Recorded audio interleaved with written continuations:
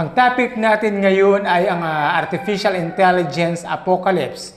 Artificial Intelligence ay imbento ito ni Alan Turing noong ika-20 siglo, 20th century. Subalit atin din po itong mababasa sa The Book of Daniel, chapter 12, verse 4, na nagsasabi, "But you, Daniel, shut up the words and seal the book until the time of the end. Many shall run to and from, and knowledge shall be increased." Ngunit ikaw, Daniel, isara mo ang salita at tatakan mo ang mga aklat hanggang sa panahon ng kawakasan.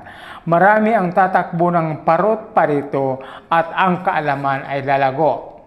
Atin din pong mababasa sa banal na kasulatan sa The Book of Rome, chapter 1, verse 21 to 23, na nagsasabi, "For all they know God, and they did not honor Him as God or give thanks to Him, but they became futile in their thinking, and their foolish hearts were darkened.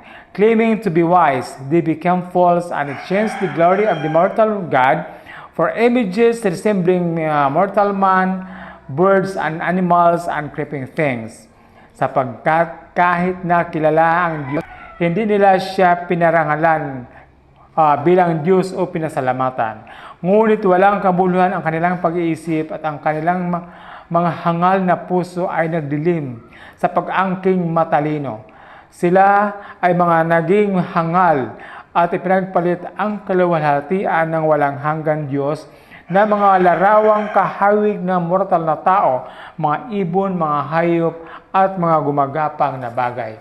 Dito makikita natin ito ay may kagagawa na ang sabi pa nga ng ibang expert, ang artificial intelligence ngayon ay isang napakalaking banta ngayon sa mundo ng tao.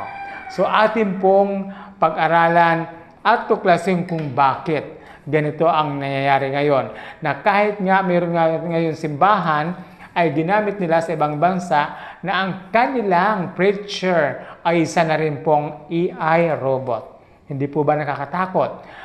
Even though sa mga pagamutan sa ibang bansa, meron na rin po silang mga sinasabing artificial intelligence robot na kanilang mga medical assistant.